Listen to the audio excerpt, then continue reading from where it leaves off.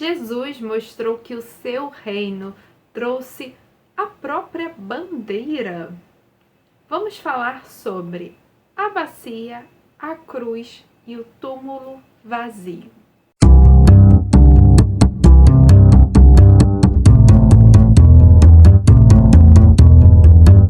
Olá, seja muito bem-vindo e muito bem-vinda a mais um vídeo do Escrita Real e finalmente chegamos ao último vídeo da série Ponta Cabeça, baseado no livro O Reino de Ponta Cabeça, de Donald Craig-Bill. Então, eu não sei se você gostou dessa série, mas eu amei. Foi muito edificante e eu espero que você tenha gostado. Se você gostou, já peço para que você deixe um comentário. Não deixe de curtir também, de compartilhar. Se você quiser compartilhar com alguém, também não deixe de se inscrever se você ainda não é inscrito no canal.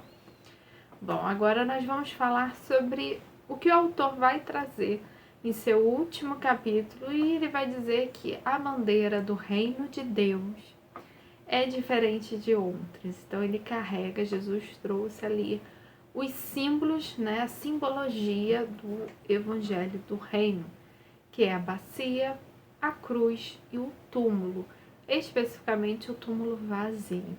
Então, bora lá. Vamos olhar aqui minha colinha. Jesus conduziu um curso independente dos partidos religiosos existentes na Palestina. Jesus não seguiu os saduceus ao trabalhar conjuntamente com os romanos.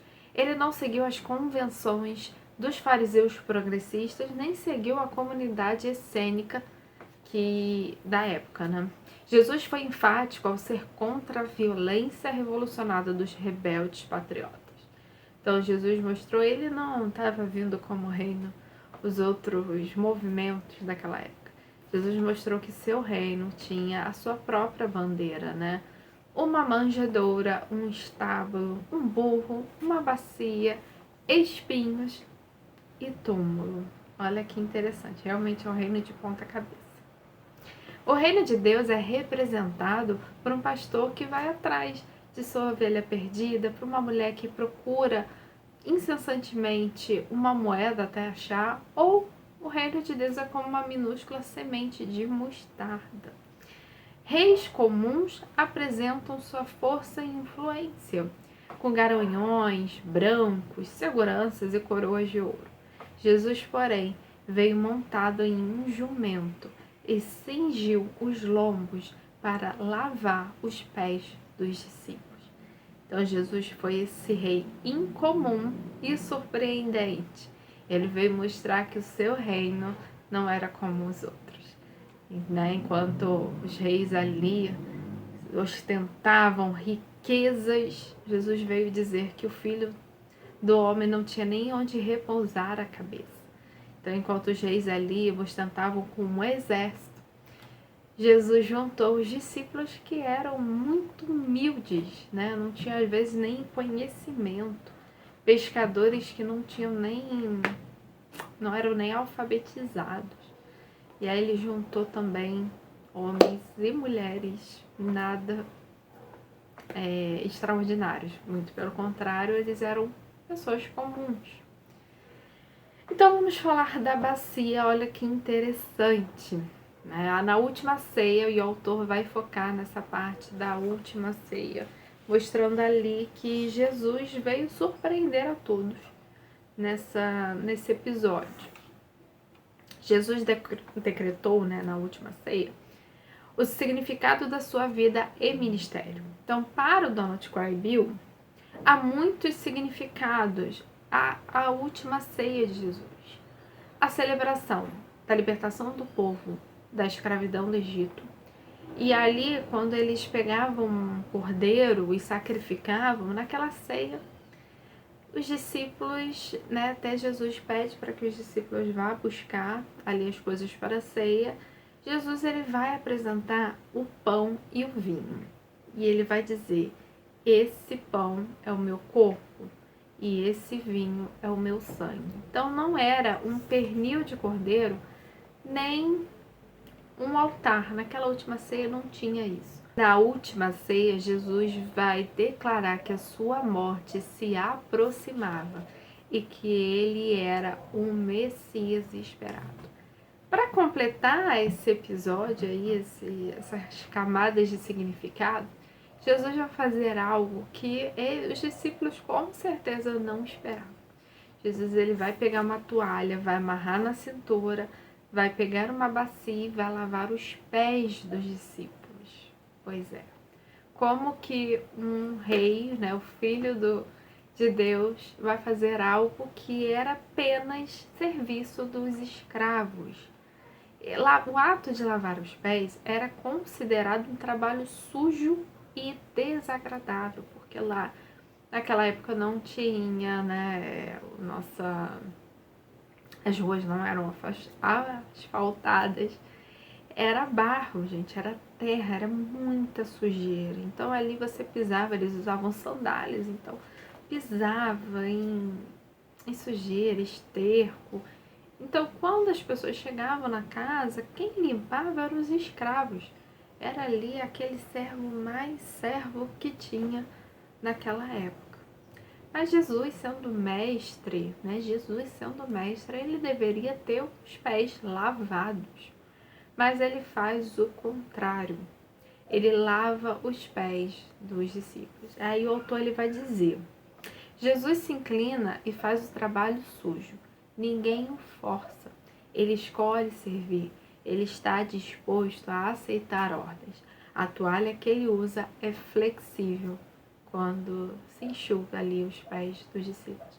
Interessante que Pedro vai declarar, né? A gente conhece essa passagem que Pedro vai declarar: não, Senhor, de maneira alguma deixarei que o Senhor limpe meus pés. Aí Jesus vai dizer: ué, mas se eu não limpar seus pés, você não terá parte comigo. Aí Pedro vai dizer: ah, então, por favor, Senhor, lave os pés, as mãos, a cabeça, lave o corpo todo. Jesus ali estava mostrando o ministério da bacia, que é o que o autor vai dizer. Quando Jesus declara que os discípulos, e mais, né, ele falou assim: eu sou mestre e eu estou dando exemplo, que vocês façam o mesmo uns com os outros, que vocês lavem os pés uns dos outros.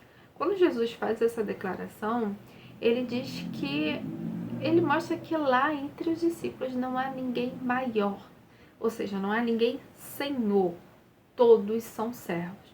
Então, o ato de eu lavar o pé do outro, eu me torno servo. E o outro, né, assim, na lógica, seria o Senhor. Mas o outro também deve lavar meus pés. E ali esse outro se torna servo também. Então, não há alguém maior ao Senhor, mas todos são iguais. Todos são servos. E aí o autor ele vai caminhar já para a cruz, né? Ele vai dizer: Jesus poderia ter evitado a cruz se tivesse suavizado a sua mensagem, ou pelo fato de não ter oferecido perdão, mantendo-se longe de Jerusalém. Mas cada passo que Jesus deu foi a caminho da cruz realmente. Jesus não suscitou a ira dos fariseus, dos religiosos na época, porque não tinha que fazer, não, porque era propósito. Jesus mexeu com o povo daquela época e veio anunciar o reino de Deus, veio cumprir a lei. Então tudo levava Jesus para o Getsemane. Segundo Cry Bill, e eu vou aqui abrir nessa aspas, ele diz o seguinte: ele ousadamente anunciou e decretou o reino de Deus. A cruz era a reação natural das forças do mal à presença assertiva do serviço amoroso, sem considerar sexo, nação, religião ou etnia. E o autor vai dizer que a cruz foi uma decisão cara. É, na verdade, uma decisão cara. Quando Jesus fala, e Jesus alertou os seus discípulos: primeiro veja os custos. Vamos ali fazer as contas para ser meu discípulo, né? Para seguir Jesus. Porque a cruz envolve sacrifício, sofrimento, renúncia, perda e consequências reais. A cruz significa carregar o ministério da bacia, o ministério de servir, de você ser humilde, como ele fez. Então, a cruz, ele carrega esse custo caro, né? Por isso que Jesus ali, ele fez essa metáfora, né? A pessoa não vai construir algo sem antes analisar para ver se ele vai conseguir completar a obra. Porque imagina que feio, que vergonhoso ele começar uma obra e não ter condições de terminar. Também Jesus vai falar que, quando ele vai dizer, né, se alguém seguir a mim, negue-se a si mesmo, tome sua cruz e me siga. Mas alguns discípulos diziam, mas Senhor, deixa eu ali, eu quero seguir o Senhor, mas deixa eu me despedir dos meus pais. Deixa eu fazer. Então ele vai dizer assim, não, deixa os mortos enterrarem os mortos, ou seja, traz consequências de renúncia, de sofrimento. Essa é a cruz. E a gente sabe que a cruz tem essa consequência real, porque o autor vai dizer que tudo aquilo que Jesus fez trouxe consequências. Da mesma forma, quando o cristão ele se posiciona e toma a decisão de seguir Jesus, ele vai sofrer as consequências. Por isso que Jesus, no Sermão do Monte, ele fala, né? Se vocês sofrerem injustiça, padecerem em meu nome, né? Isso vai acontecer. Vocês vão sofrer perseguição, porque vocês estarão andando na contramão do mundo, do sistema que governa o mundo. E o túmulo? E aí ele vai dizer o seguinte, a cruz não é o fim da linha, nem parece ser o símbolo da derrota. Quando Jesus foi morto na cruz, né, ali desde o primeiro dia, Satanás achou que ele tinha sido vitorioso, que enfim Jesus foi derrotado ao ser morto. Porém, Jesus ressuscitou ao terceiro dia, e essa foi a palavra final de Deus, o túmulo vazio. Então, enquanto a cruz revela a brutalidade e a violência do mal, a ressurreição revela a vitória não violenta de Deus sobre os principados das trevas. Com a sepultura vazia em foco, os cristãos podem viver com esperança, sabendo que Deus triunfou sobre os poderes do pecado. Com esperança, agora podemos pegar as bacias que podem trazer cruzes. A luz brilha no final do túnel. Túmulo vazio é sinônimo de amor e cuidado de Deus. Então, você vê que um ministério carrega o outro, digamos assim. Então, o ministério da bacia, o ato de servir, de seguir a Cristo e ser como Ele, traz essa consequência da cruz. A cruz é justamente a renúncia, o sofrimento, é você sacrificar o que a sua carne quer, a sua natureza, você ter que dizer não quando a sua carne diz sim, quer gritar dizer sim.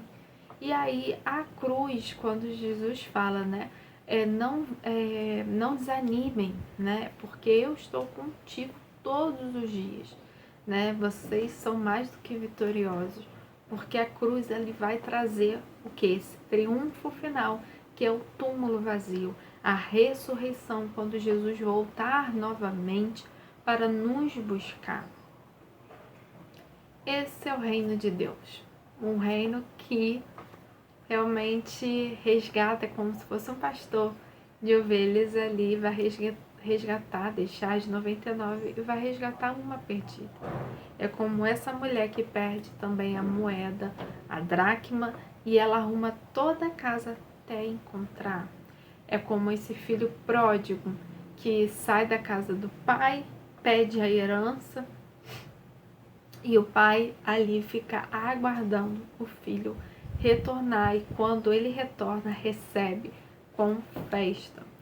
O reino de Deus é um reino de ponta cabeça. É um reino que realmente para você ganhar, você tem que perder. E se você quiser ganhar, e se você perder, você vai ganhar. Então, esse é o reino de Deus, completamente invertido. Bom, eu espero que você tenha gostado dessa série. Continue aqui nos acompanhando, é muito bom ter você conosco. Então, um grande beijo e até a próxima.